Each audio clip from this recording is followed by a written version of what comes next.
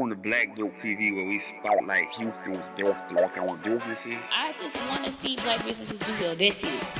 Because you're basically telling them, like, I'm necessary. You are. One thing about God, he will give you the vision. What's up, Black Bookers, and welcome back to another episode of Black Book TV, where we highlight some of the most thriving, exceptional, phenomenal entrepreneurs, business owners, innovators, professionals, you name it. They come on here, they talk about what they got going on. We put that spotlight on them, give them some extra visibility. Today, I have a very special, remarkable, phenomenal, all that entrepreneur. I'm super excited. She has turned some of her personal experiences and passions into a thriving business. She's doing a lot, man. She's doing a lot. Jazmine LaCour, please welcome Jazmine. How's it going, Jazmine? I'm doing really well. Doing really well. You good? I'm thriving. You good? Yeah. Now, Jazmine does a lot of different things. Jazmine, can you kind of explain to the people, I know you hairstylist, you're educator, I'm going to let you tell them. So I am a 3-time award-winning licensed cosmetologist, and I specialize in natural texture hairstyles like braiding, and I teach braiding classes to the youth, moms, and dads. Cool. So, how long have you been doing that? I started braiding about 10 years ago when I was it's longer than 10 years now. I started braiding around 11, 12 years old. I first learned how to do a braid at like 4. 4? Yes, I was 4 years old. I have a cousin. She's actually the family braider. Okay. She taught me how to braid at about 4 years old. But I've been braiding for years, and I decided to turn it into a business, I want to say about 3 years ago. Okay. So I've been in business for about 2-3 years. Got you. I know you said you kind of started, you learned how to braid when you was 4. Mm-hmm. And you've been doing it, and you officially turned it into a business, recently within the, last 3 years or so. Right. But like, what inspired you to do that?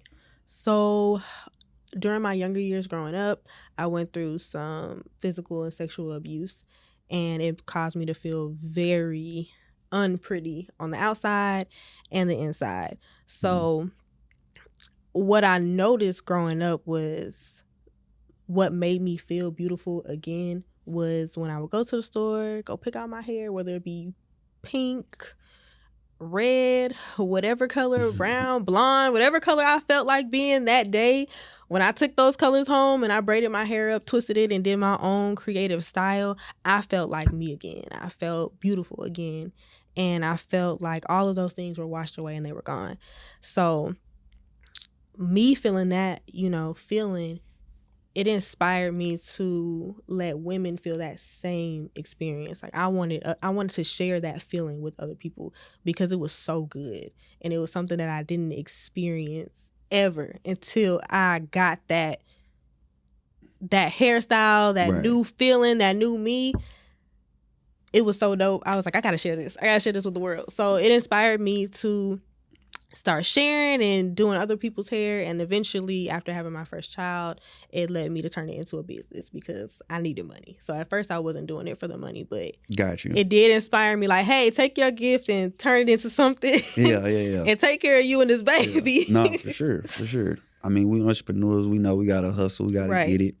I think braiding is I'm not gonna say a lost art, but I think it is. You think it is? I do. I think it's a lost art. Okay. I think that it's starting to be found again. Like, Got you. If you look on social media now, it's starting to boom again. Like, it's this girl named Tuki did it. She's so dope. Yeah. She's so creative with her braids. But we haven't seen women out here thriving in the braid community for so long. It was a lost art. I think now we're finding our way and they're bringing it back. Got you. Yeah, I feel like you're part of the reason it's coming back too. Yeah. I've seen some of, the people that you've braided. I don't know if that's the correct term. Yeah. It is. Yeah, I've seen some of the people that, you've braided. I've seen it on your social media. you do a really nice job. Thank you. It come out looking clean, come out looking nice, on point. But I also see that you're teaching other people how to braid. So kind of talk to us and tell us, like, okay, it's one thing to own your own business and, you know, do hair, but what made you decide to start teaching others how to braid as well?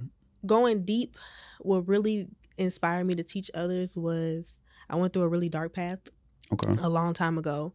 And what brought me out of it was going to church, and I got baptized. And that day, God told me to do a list of like 3 different things. He told me to do 3 things. And I won't go too into detail, but one of those things involved me speaking with somebody who I called my auntie. Like she grew up as my aunt. That was my Aunt Nikki. Mm-hmm. And she came to me and she told me, she said, girl, God told me to tell you this. And she told me that my purpose, God spoke to her and told her my purpose was to lead younger women. Now, at that time, I had no idea what that meant. I was not braiding yet. Okay. I wasn't starting a business yet. So I didn't know what it meant. But once I tapped into it and I started going through the things I was going through in cosmetology school, when it came to obtaining my license and started working on my business, I realized this is the gift that God gave me that I'm supposed to be using to give back and fulfill that purpose. And so when I started doing that and I started teaching those classes and I started seeing the kids' reactions and their feelings change, they felt safe, they felt comfortable, they made new friends. It clicked for me. It clicked. It was like, this is what I'm supposed to be doing. Right. I was like, forget the clients. Nah, I still need y'all. I still love y'all. I'm still going to do y'all hair. But my joy, it started coming from working with the kids and seeing them get it. They're like, oh my gosh, I could braid. Oh my gosh, I could do this. And it started to become like, that's what I love to do. This is what I need to do. This is my purpose. Man, that's super dope. I think that's also dope because there's that confidence factor, right? Right. I feel like it takes confidence to, one, perfect your craft and perfect it good enough and then be able to go and teach somebody how to do it. Yeah. Because, you know, like, for instance, I play basketball. I think I'm pretty good at basketball. But just because I'm good at playing basketball doesn't necessarily make me a good coach, right? So kind of tell us, like, you know, maybe like some ups and some downs in that teaching process and, you know, kind of transitioning from, okay, I'm this phenomenal braider. How did you, like, what was your journey look like into becoming a phenomenal teacher? I can say it took a lot of learning before I could teach. Okay. So before I got into teaching, I did spend about 1.5 years, 2 years braiding. And during that time, I learned a lot. Like, I learned a lot, y'all. Yeah. I learned a lot. I'm gonna just leave it there. Yeah. But I learned what to do, what not to do, how to do it. I learned from looking at other people. I learned from people who I consider like a mentor and a coach. And I watched them make mistakes. And I learned, okay, I'm not going to do what you just did. Yeah. I'm definitely not going to do that. But then I also learned what to do. Like, okay, I see that works for you. And that's what I need to do. But I need to do it 10 times better. So I also, when I watched them, I didn't watch to copy. Mm-hmm. I watched to learn. I watched strategically. I'll say it like that. I watched like, okay, I'm not going to do this. I'm going to take what I learned from you, your mistakes, and I'm going to turn it into some bread and some butter. Yeah. And what you did do and you did do correctly, I'm going to take that and do it 10 times better. And once I mastered doing that, then I said, okay, yeah, it's time for me to teach. Like, it's time for me to go into teaching what I know. Gotcha. And so before I did that, I did make a promise to myself, and I said, before I go into educating, I'm going to go get my cosmetology license, because I know that there's certain things that I need to know that I can't know just as a braider. So there's a lot of braiders out there, but there's not a lot of licensed cosmetologists who are braiding.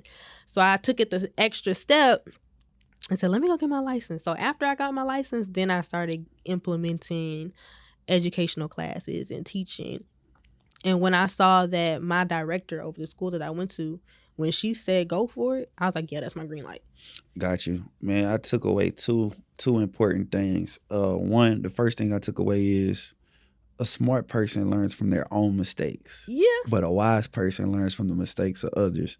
So that's super dope that you were like watching and learning. Yes. And you had somebody to look up to so that you could kind of learn from their mistakes and incorporate some of the things that they were doing right and advance your career and be better at it. The second thing is you talked about the people, right?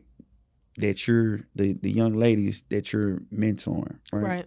And it brought me to a thought. I kind of was having this conversation earlier with a few gentlemen. Oftentimes, you don't have people who come into your life to be that advisor or be that person to like, hey, I'm here. Let me show you how to get there, right?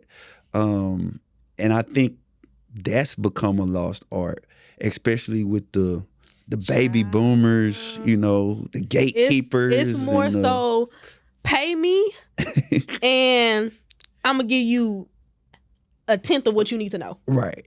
I'm going to give you a tenth of it. And then you go figure it out. And if you don't make it, that's on you. Yeah. So how do you like overcome that, right? So how do you overcome, one, the challenges of the people that may be ahead of us or people who have more experience than us, not giving us that real life game and not wanting to be that, you know, advisor or that mentor because they oftentimes look at us as competition. They do. I've experienced it already. So how do you navigate that while also making sure you don't do that for the next generation of people that's coming up? So for me, it's so easy to not do it. Yeah. Because it's just not in my heart. Gotcha. I'm just not a vindictive person. I'm not I don't want to see you win type of person. Yeah. I'm not competitive with other people. I'm more so competitive with myself. I like that. What can I do that I didn't do yesterday? And what did I do yesterday that I can do 10 times better today? So that's how I think. So it's easy for me to not do it, but it's hard for me. I can tell you what's hard for me. It's hard for me not to react to when it's done to me. Yeah. Because it's happened to me plenty of times. I'm like, I done paid you all this money for you to not give me nothing. Yeah. Or I paid you money and you see that I'm capable of doing it and now you're starting to pull back from me because I'm starting to surpass you. Yeah. So I've experienced that too. And it was hurtful because, you know, I looked up to these women. I'm like, man, I'm going to be dope because of these two. I didn't watch them do da-da-da-da-da-da-da. Right. And it's like, dang, you was forget stabbing me in the back. You stabbed me in my heart. Like, I really looked up to you. So, man, Man, I feel you on that. And then being young, I feel like people take advantage of me, my age. They say, you know, oh, she's young, so she's naive. She don't know. Maybe I'm smart. Right. And I definitely can attest to that. I know when somebody's definitely can attest to that. But honestly, it pushes me more to not be that person. Yeah. Because I know what it feels like. And I would hate for somebody to feel how I felt. Because you put a lot of trust in your mentors and your coaches. And you're trusting these people to educate you and push you further. So I would hate to be that person in somebody else's life story. No, for sure. Like, dang, that so-and-so did that to you? I would hate for that to be me. Right. No, I can definitely agree with that. So far, since you've been mentoring young women and teaching them how to braid, do you mentor young men and teach them how to braid as well, or is it just? I haven't. Women? I say women because I know that's my purpose. But if a young man were to come to me and say, "Hey, can you teach me?" Heck yeah, I would. But so far, I've only been approached by women. But I just know that that's because that's my purpose. That's what God is pushing towards me. No, for sure. But honestly, if a young man came to me and said, hey, I want to learn how to braid, I would teach him. Okay. And I would mentor him. I've had conversations with barbers. Yeah. And they asking me for advice. I'm like, you want to learn from me? I'm a whole woman. Yeah. They're like, I want to know what you're doing, how you do it, how do I do this? Ever since I seen you, I just had a conversation with one barber a few weeks ago. He asked me, he said, from the last time I saw you, you've been doing like 1,000,000 times better. It's like, I met him last year. He said, we met around this time last year He said, man, you doing way better than me. Yeah. It's like, you've done so much stuff. He's like, I've been watching you ever since I met you on social media. I'm like, listen, I've been watching you since I met you at the Father's Day event. And you was a vendor for that 3 Father's months Day ago? event. Yeah. You know what I'm saying? pushing. So I've seen the progress since then. So I can only imagine what it's been like, you know. So he's watched for the course of a year. Yeah. And so he's like, man, do you mentor? Do you coach? He's like, you charge people to have conversations? I was like, I do. Like, you can book a call with me, but you know, if I know you and you're mentoring with me and you're in my mentorship program, or if you've gone through my program, you could call me anytime. I have no problem with you. Like, the girls who I've mentored so far, they paid me already. They can call me anytime, honestly. Got you. And that was my next question. So how many people have you mentored thus far? And can you share a success story with us? I've done, so this year was my very, very first year doing an actual like mentorship program where I worked with these girls for a quarter and I gave them like guidance on how to maneuver through their business just to get it started. These girls were getting started. And it was about 10 of them. Okay. One girl in particular, man, she wasn't even a part of this group. She was actually, I did 2 groups. I lied. She was a part of a second group that I did. This girl, and this was I want to say 2 months ago, we finished. This girl stuck out to me because she stayed consistent. And she didn't let what was happening around her get in the way of her consistency. And one of the things that we were working on was her content on social media and helping her go viral. Gotcha. And I was telling them, you know, don't get discouraged. And it's not all about going viral. It's also about putting out content that's valuable. And so she kept doing it. She kept doing it. This, I want to say 2 days ago, she finally had her first video go viral. And I inboxed her. I said, girl, you did it. That's amazing. She was like, thank you so much. Amazing. I was like, you did it. You stayed consistent. It only took a few weeks. So that was one of my success stories. Another one is I have a kid. She's been braiding. She took one of my braiding classes as a child, and now she's taking her clients. She's already taking clients at like 13. That's amazing. So I love what I do, and that's amazing. It's amazing, and it's working. I ain't gonna stop until God cut my legs off, my hands off, or something. Now, earlier you made the comment that you took it a step further. So braiders don't necessarily have to get their cosmetology license. They don't. Okay. But you took it a step further and you got yours. I got mine. I did. Now, if I'm not mistaken, the school that you went through, is that where you teaching your classes at? Or so I teach okay.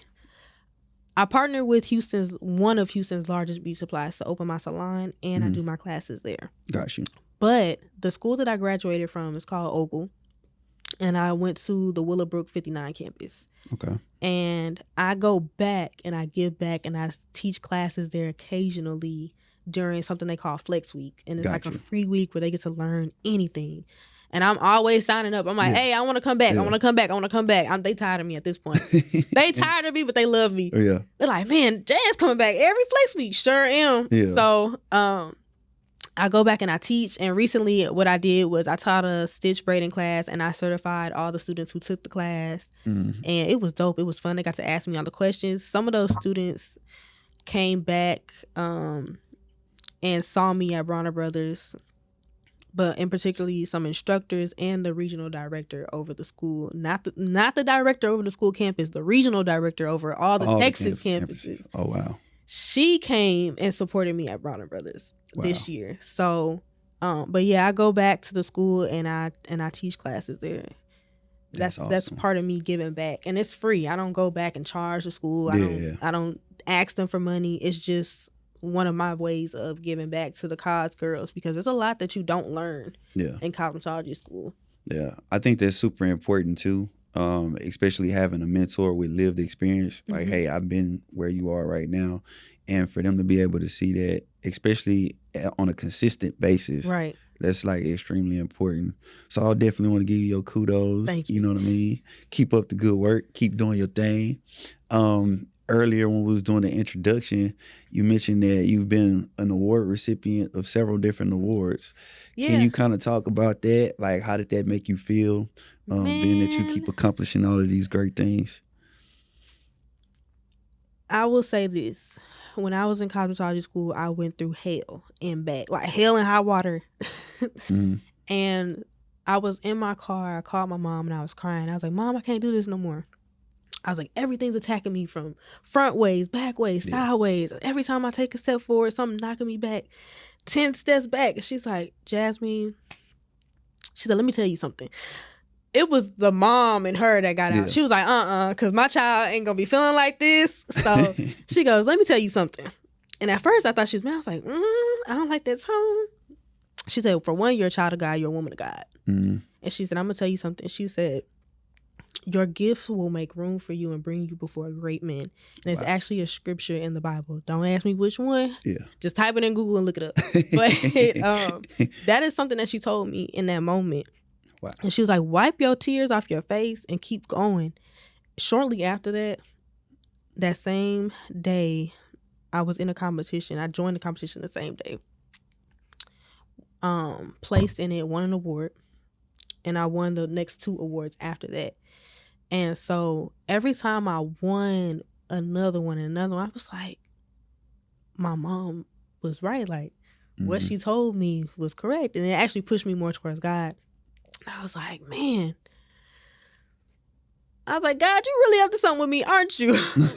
But it made me feel, you asked me how I feel. Like, man, I felt a numerous amount of ways. Right. I felt accomplished. I felt reassured. I felt more driven. I felt like a rush of adrenaline running through my body every single time. And it was comforting, but it was more so reassuring, like, you can do this. Yeah. You can do whatever you set your mind to. And that's something my dad told me growing up. He would always tell me, you can do whatever you set your mind to. I'll support you in whatever you do. Shout out to my parents for being very supportive. A lot of us don't have that. Shout out to the parents. But yeah, he was like, he always told me you could do whatever you set your mind to. And I didn't believe it for a long time. And so getting those awards after hearing what my mom told me, it brought all of that back. Like, it helped me. I believed it. Yeah. Basically, I believed what he told me. Now I believe within myself, I can do whatever I set my mind to. So that's for sure. That's the feelings it gave me. For sure. And as we wrap up, I have one more question for you. Mm-hmm. You talked about, you know, your past. You didn't go into details about it, and I'm not going to ask you to. But what advice would you give a young woman who may have faced some of the similar experiences that you faced growing up, and, you know, what advice would you give them on how to overcome that? Oh, Lord. I would say, honestly, which camera do I need to look into? Because I need to talk to this girl. I'm going to just look, y'all. Middle, side, this one? The right one. Look, okay, so what I want to tell you, honestly, is you're going to change. You're going to hear people tell you, be you no matter what, or don't stop being you. You're going to change. You're going to go through a metamorphosis, and it's you going from a caterpillar to a butterfly. So you're going to feel ugly like I did. You're going to feel all of these emotions like you're not worth it, you're not this, you're not that. But what I want to tell you is you're going to go through a transition, and to pay attention, get a journal, start writing out your days, so that way you realize when that transition comes to when you go into that butterfly. So stay focused. Remember that there's always a way out, even when there feels like there's no way. And there's another girl who's going to look up to you. There's somebody else that's out there experiencing the same thing, maybe worse, maybe less, but who's going to look up to you in whatever it is that you do. So every decision you make is vital. The decisions that you make will make or break you. So yeah, we didn't choose the situation, but what are we going to do about it? How are we going to react to it? Are we going to let it destroy our future life? Or are we going to let it turn us into a butterfly? So that's what I have to say to you. Wow. Thank you. Thank you so much. Now, where can our viewers find you and support you? And you can find me on my website, JazmineLaCour.com, or you can find me on Instagram, all my social media handles are the same. It's the THE Jazmine LaCour.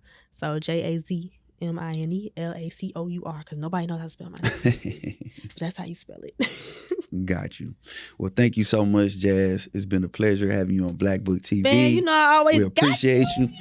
You know what I'm saying? My dog came through in the clutch. To all my viewers out there, make sure that you like, share, subscribe, follow us on all social media platforms at Black Book Houston. It's been real, and until next time on Black Book TV. Peace.